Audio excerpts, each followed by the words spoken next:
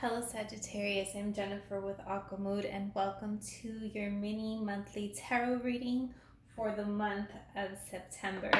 If you're interested in working with me on one-on-one, check out the description box below for a link for details. And as always, I've already gone ahead and meditated and pre-shuffled the deck so that we can get started right away. One message that I was getting while meditating with your cards is that there is a need for growth. There is a need for alchemizing old energies that no longer serve you. But let's see what messages come through for you for the month of September.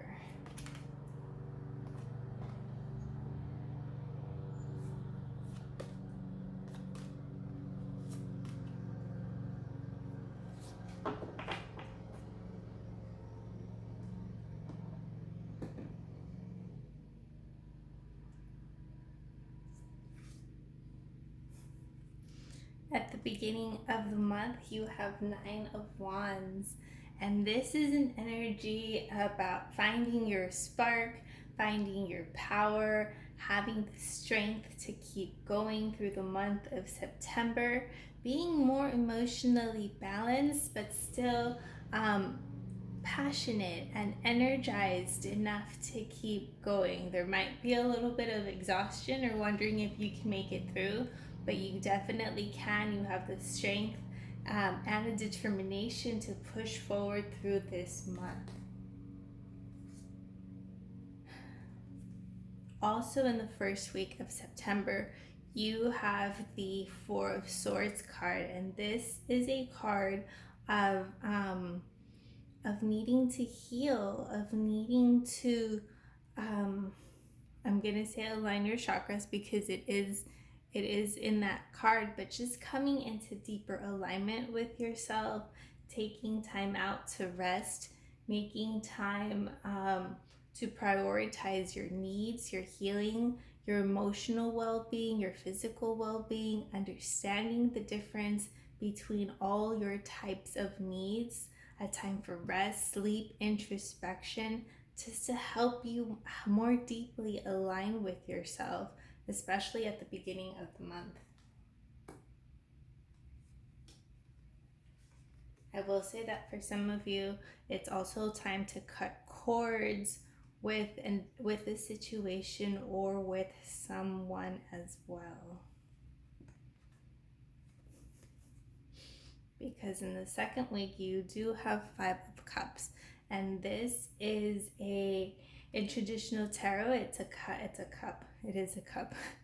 It is an energy of sadness, right? Of reminiscing over the cups that were, over reminiscing over the cups that were lost. So it might be having you looking towards the past or feeling sad or disappointed that certain things didn't work out the way you wanted to, the way you hoped they would. And so this could be very much be you grieving this loss, but the message is like, try not to just focus on these 2 things that were lost or that didn't work out, because you still have 3 other cups that are completely intact and available to you. So shifting your attention to those will really help you, especially in the second week of the month.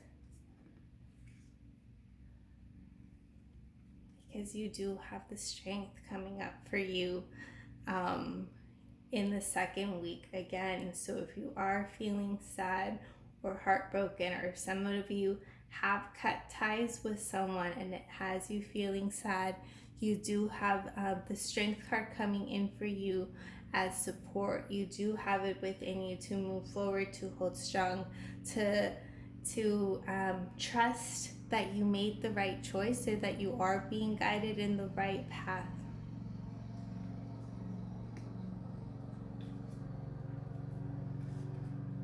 Because by the third week, you have the Priestess of Wands, and this is a much more empowered energy.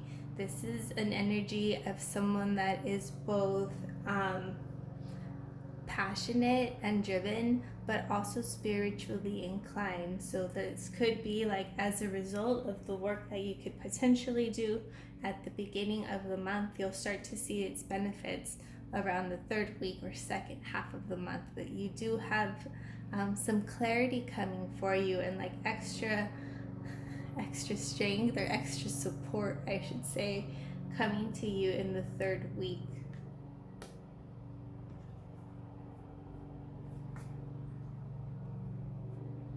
And you have the Emperor coming for you in the third week as well. And so I want to make sure you can see this card clearly. And Emperor energy is king of his castle, ruler of his planet, ruler of his world, of his home, ruler of his life. And this is going for either male or female viewer, but this is completely being in charge of your life, of your needs, of your priorities, and like no longer giving your power away to the things that could have been, of the things that were lost. So I'm getting that whatever is transpiring in the first half of the month, you're gonna have the strength and courage to pull through, because you have like an upgrade coming to you, like an understanding. It's a very empowering energy, like a desire, a will to like get it together, to move in the direction of what you actually want. And in the fourth week, you have the Sun, and this is a very celebratory energy. It's playful, it's illuminated, it's happy, either spending time with family or friends, playing, just much more joyful, doing things that do bring you happiness, taking a time out with friends or others. And it's very much needed and deserved after like the things transpiring in the first half of the month. And you have the Shaman of Wands coming up for you at the fourth week last card. I see this card as it's an entrepreneur card, right? It's someone that wants to, it's either someone that works for themselves or is making plans to work for themselves, or is looking to make income on their own terms. So these energies might be bubbling up for you at the end of the month, and it's also bringing you balance to yourself in the second half of the month. It's like you're working through your feminine energies of being a visionary, of being inspired, of going, this is going after what you want, but this is more like envisioning, planning, and being inspired, dreaming up what you want. And towards the end of the month, it's more like creating an action plan to go after what you want. So whatever transpires for you in the first half is actually helping you have a breakthrough, have an epiphany, helping you empower yourself to get serious about your life and going after what you actually want. And that is why you have the Nine of Wands coming up as your first card, because it's saying like you do have it within you. You do have the strength, courage, and determination to move through this month. It might not be a month of ease and flow, and there will have to be like some willpower on your end to get you through, but you have the fire, the spunk, and the determination to get you through.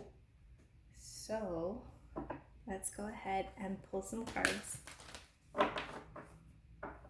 to close out the reading.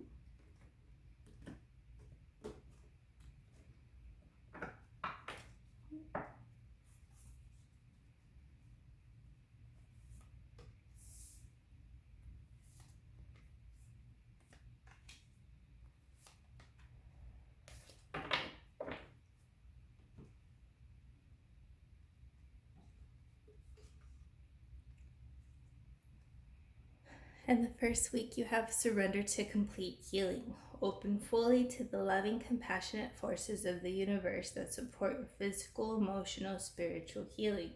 Again, this is another card of spirituality, of healing, of alignment, of releasing, letting go, cutting off things that no longer serve you. Surrender the drama. No matter how emotionally charged the situation, remain calm and don't contribute to the drama. Staying centered will help resolve the issue more quickly. So, whatever is transpiring for you in the second week, try and take the high road, if you will. Try not to engage in the politics or the pettiness or whatever comes up, and try to stay as centered and objective as possible.